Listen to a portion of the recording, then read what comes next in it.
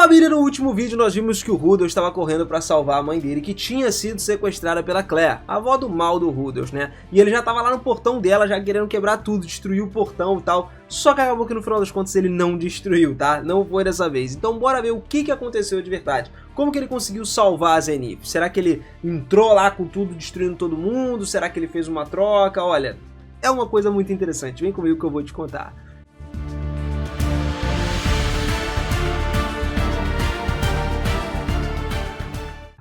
Fala, seus otakus, beleza? Eu sou o Minas e sejam muito bem-vindos a mais um videozão aqui no canal. E família, olha só, a situação afetava o Rudolph profundamente. Isso tornou ele um cara frenético todos os dias a partir daquele momento. A Claire insistia em casar a Zenith e fazer ela ter filhos com outro cara. Então isso aí, independente de qualquer coisa, era a pior coisa que dava pra se pensar. Só que encontrar um companheiro, fazer um casamento, tal, estabelecer uma casa, gerar filhos, cara, pô, isso tudo ia demorar muito. Esse processo aí pra acontecer, pô, deixava o Rudolph tendo tempo de sobra para poder fazer o que ele queria fazer. Não tinha motivo para ele entrar em pânico e desespero no momento, tá? Então ele tinha que se manter ali mais ou menos vigilante, né? Um cara atento em todas as relações, todos os movimentos dos Latri ali, e eventualmente isso tudo aí conduziria ele até a Zenith. Só que tinha um elo fraco nessa longa cadeia de eventos aí. Tudo que ele precisava fazer era ampliar a etapa de ter filhos aí e beleza, estaria feito. Se unisse um homem e uma mulher e colocasse os dois juntos numa cama e esperasse cerca de 30 minutos, esse era o único tempo necessário para eles terem um filho.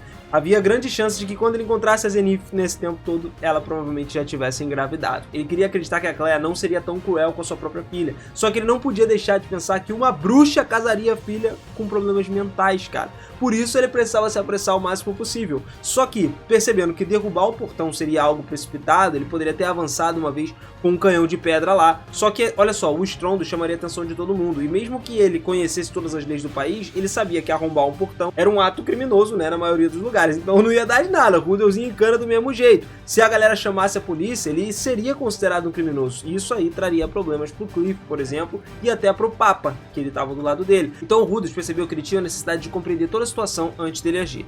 Beleza, se ele usar a magia da terra para abrir a fechadura, eles podiam se infiltrar, basicamente. Só que aí ele estava ali se esgueirando na escuridão sem realmente saber o que esperava para ele do outro lado do portão.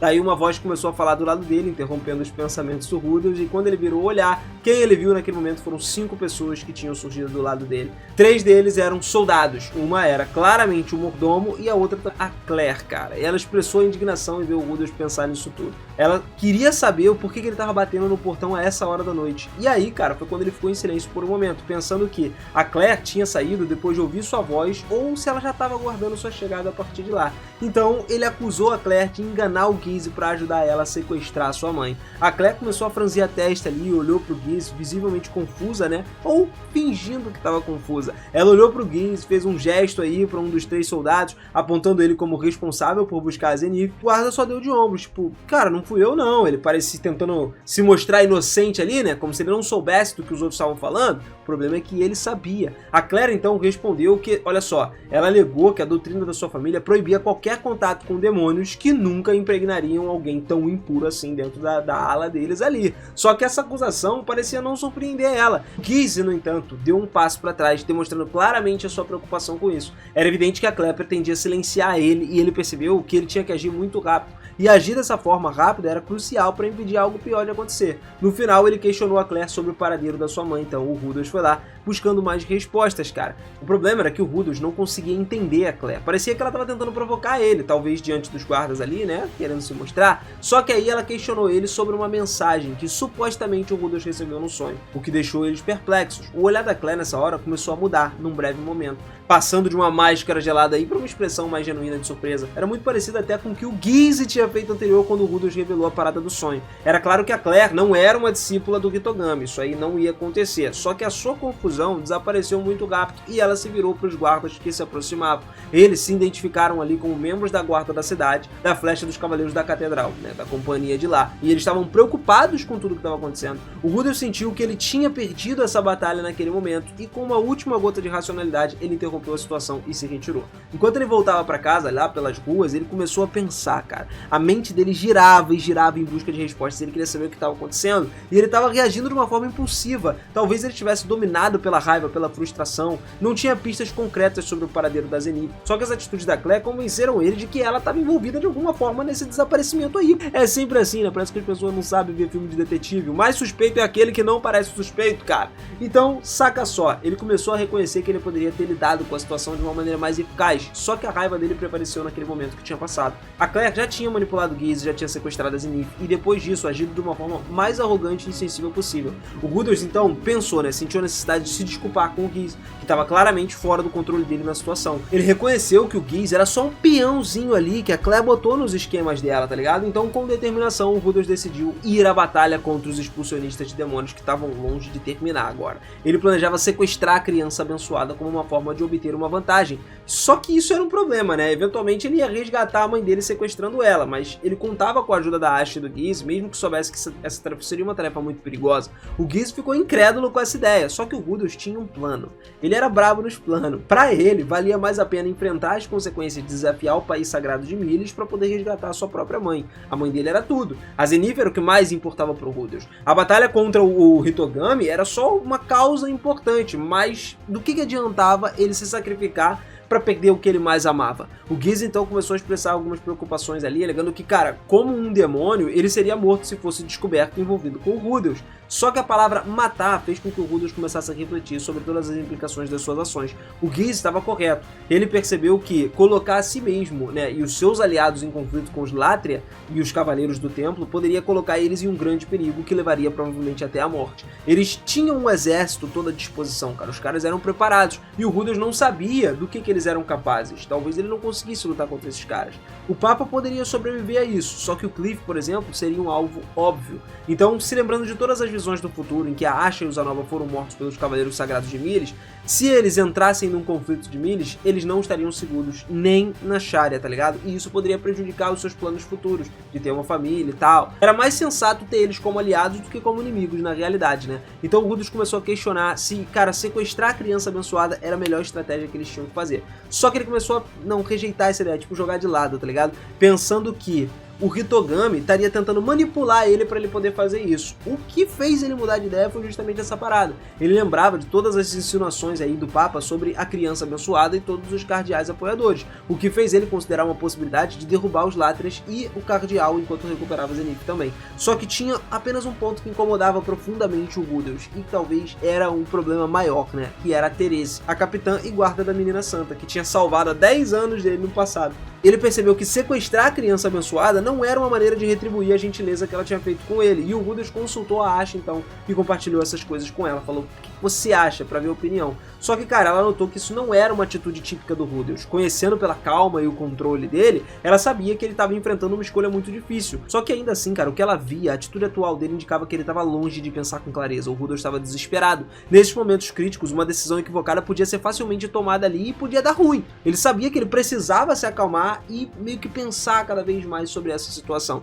Primeiramente, ele se questionava se essa situação fazia parte do plano do Hitogami. A tendência dele de paranoia podia ser desencadeada quando o Hitogami estava envolvido, só que no fundo, essa questão dele estar envolvido, principalmente aos Latria, seria algo que talvez não fosse tão bom pro Rudolph pensar agora. Até onde ele sabia, não era algo mais complexo do que dá pra se imaginar. Então ele começou a pensar, o Hitogami estaria tentando fazer ele atacar a Claire e tornar os cardeais os seus inimigos. Só que essa ideia parecia excessivamente complicada. Ele sempre esteve ao lado do Papa, apesar das diferenças fundamentais deles dois. O Hitogami poderia ter imaginado um futuro em que o Rudolph se une ao cardeal, mas se esse fosse o caso, faria mais sentido tornar ele um inimigo da criança abençoada ou do cardeal. Só que olha só, faltava evidências para provar essas teorias. Reconhecendo que ele estava pensando demais, ele decidiu então assumir que o Homem-Deus ali, o Hitogami, não estava envolvido e abandonou a ideia de sequestrar a criança amaldiçoada. Essa decisão reduziu a necessidade de recorrer a várias medidas mais extremas, e ele acreditava que ele poderia contar com o apoio do Papa ou talvez da Therese também. Então ele expressou sua decisão ali junto com os outros e também falou que tinha muitas pessoas das quais eles poderiam buscar ajuda. Os Latrias deveriam ter o próximo passo já planejado, né? Porque eles não iam ficar parados também. Explorar todas as opções antes de recorrer a algumas estratégias drásticas era uma abordagem muito mais sensata. Agora o Rudolph estava voltando para si. Os companheiros dele pareciam até mais aliviados com a decisão de racionalidade aparente dele pelo que ele era tão conhecido. Só que olha só, por precaução, o Rudolph instruiu o Gaze a continuar procurando qualquer informação sobre o paradeiro da sua mãe. Ele ele estava ciente de que a tarefa não seria fácil e ofereceu seu apoio financeiro. E também o Geese aceitou essa missão, né, prometendo empreender ali, buscar a mãe dele a todo custo. No dia seguinte, ele se encontrou voltado para um quarto muito isolado no mundo exterior. Ele estava enfrentando o Papa com o Cliff do lado dele. Ele expressou todo o desejo de pedir ajuda para o Papa e tal, enquanto ele refletia sobre a noite do dia anterior, que ele tinha a sua raiva crescente ali, que ele quase destruiu a mansão dos Latria. E olha só, o Papa parecia compreender a situação, e ele tinha falado do sequestro da mãe dele pelos Latrias. O interesse do Papa foi despertado a partir disso aí. O Papa agiu como se ele já tivesse ciente do que estava acontecendo com a Zenith e questionou sobre a necessidade, né, de ajuda. E ele até sugeriu que precisava de um favor em troca, levando a discussão mais para um outro lado para que o Rudolf desse alguma coisa para ele. Na real, ele queria saber também aonde que o Rudolf estava disposto a ir para poder conseguir a mãe dele de volta. E aí ele falou a possibilidade de sequestrar a criança abençoada para poder pressionar os Latria a devolver, o que gerou muitos protestos do Cliff. O Cliff não queria, ele ficava que era uma ideia ridícula, estava preocupado com as consequências impactantes na casa Latria disso aí que fosse acontecer. O Rudolf explicou que a raiva e a determinação de resgatar a Zenith justificava a sua disposição de fazer qualquer coisa, cara. Ele já tinha perdido um pai, agora ele ia querer perder a mãe, né? O Papa ficou interessado nisso aí, só que o Cliff estava se opondo a tudo de qualquer forma. A conversa continuou com o Cliff pedindo ao Rudolf para ele considerar outra coisa, tentar resolver as coisas com os Latras, sei lá, no diálogo, conversando, mas com aquela velha não dá não, meu amigo. O Rudolf até concordou em considerar essa opção, pensando em uma outra pessoa que poderia mediar essa situação entre eles ali, entre a rivalidade das facções. Só que, cara, ele percebeu que talvez ele devesse ter procurado essa pessoa antes de recorrer ao Papa. Então, no dia seguinte, ele foi direto para Therese para obter ajuda, pedindo desculpas ali ao Papa por mencionar o sequestro e tal, e o Papa concordou com a solicitação do Rudolf, elogiando até a integridade da Therese e garantindo que ela estaria disposta a ajudar de qualquer forma. O Rudolf ficou tranquilo, falou com o Cliff ali que estava aliviado também, suspirou de boa. Ele decidiu abordar a Therese no dia seguinte, só que tinha um problema. As cartas não chegariam até ela e uma visita direta também era impossível de se acontecer. O Rudolf, no entanto, ele descobriu que uma criança abençoada ficava lá ocasionalmente saindo pro jardim, ficava lá no jardim interno da igreja, que representava a sua oportunidade de encontrar com a Therese. Então ele decidiu frequentar o jardim da igreja diariamente, alegando que, porra, tô gostando dessa árvore aqui. A justificativa dele pra presença lá era que ele tava curtindo as árvores.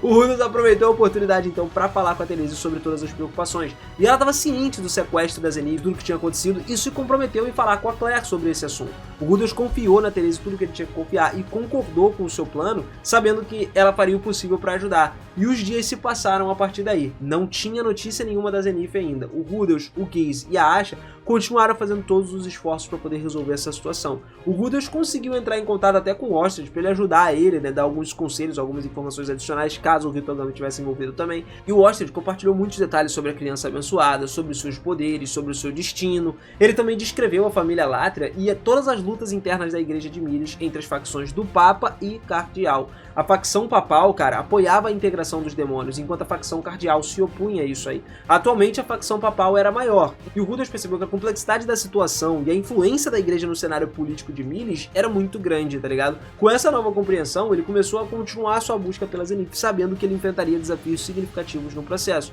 O Rudolf aspirava ver o Cliff no trono lá, no lugar do Papa, mas suspeitava que o Hitogami pudesse estar orquestrando tudo para evitar isso de acontecer. Mesmo que a situação atual não sugerisse claramente uma interferência, né? Mas ainda assim ele ficava com medo. Tudo agora ele tem medo do Hitogami, a partir do diário do Rudolf do futuro que ele recebeu.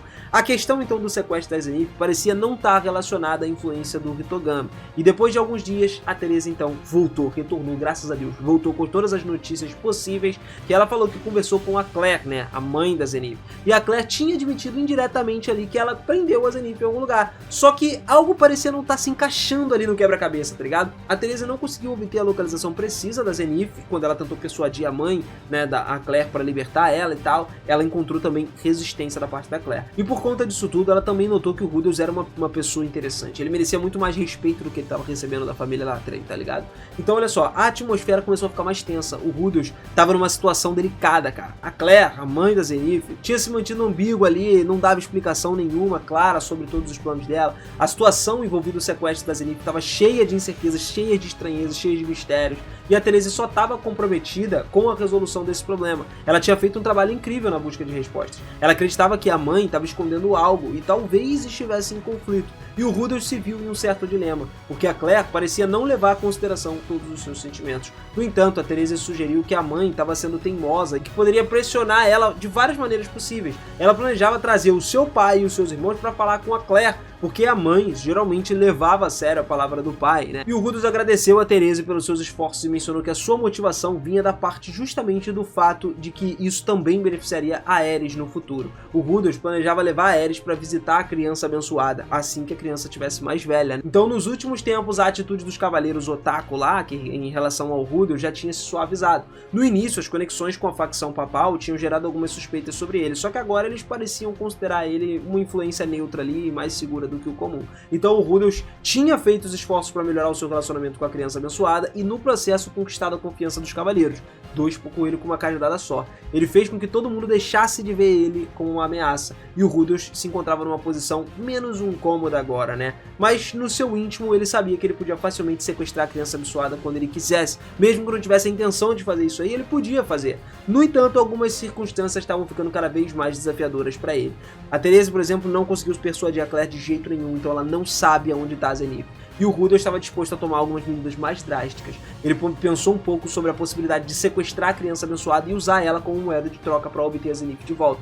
Só que o Rudolph mantinha uma postura discreta e evitava um contato visual com a criança abençoada, porque sabia que ela possuía habilidade de leitura de memória. Se ela lesse a memória dele, já era, ela ia saber do plano. Então o plano de sequestro era simples. Ele esconderia um pergaminho de teletransporte sobre a cadeira da criança, né? E na hora certa ele ativaria esse teletransporte aí, vapo, ela sumia. O círculo mágico ia desaparecer, não ia deixar evidência de nada. Só que o Rudolph estava um pouco hesitante aí, né, em usar esse plano, porque ele não queria prejudicar a Therese, que estava fazendo todo o possível para resolver a situação, tá ligado? E o Rudolph estava disposto a dar uma chance para Therese e seus irmãos para convencer a Claire antes de recorrer ao plano de sequestro. Enquanto ele esperava, o Rudolph também expressava um pouquinho da sua gratidão a Therese por ajudar ele e expressava vários interesses também em conhecer outros membros da família Latria. Só que aí os dias se passaram mais um pouco. O Rudolph acha pegar o máximo de informações possíveis sobre a Zenith, incluindo o fato de que o alfaiate tinha tomado algumas medidas para um vestido de noiva para ela, indicando que a Claire já tinha escolhido um marido para Zenith. Ah, rapaz, a preocupação veio. A situação estava se tornando mais urgente ainda e o Rudolph começou a se preocupar de verdade agora.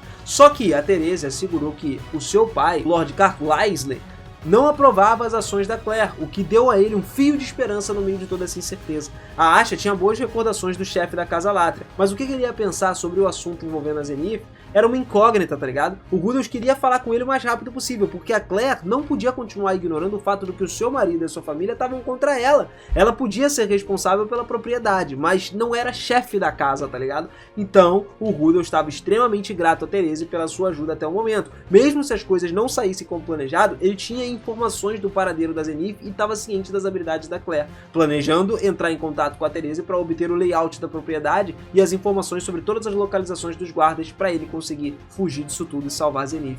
Então contar com a ajuda de Carlisle e evitar toda essa violência era uma preferência para eles. O Rudolph estava ansioso para forçar o caminho até a Zenith e confrontar a Claire e resolver a situação de uma vez por todas. A coisa estava progredindo muito bem e ele estava muito, mas muito aliviado por não ter tomado uma decisão precipitada, como o caso de sequestrar a criança amaldiçoada antes. Enquanto ele refletia sobre esses eventos, então, o Rudolph voltou ao jardim da sede da igreja. As árvores de Sarak, que eram as árvores que ele falou que estava gostando, né, embora tivessem perdido suas flores, ainda floresciam numa pintura muito bonita.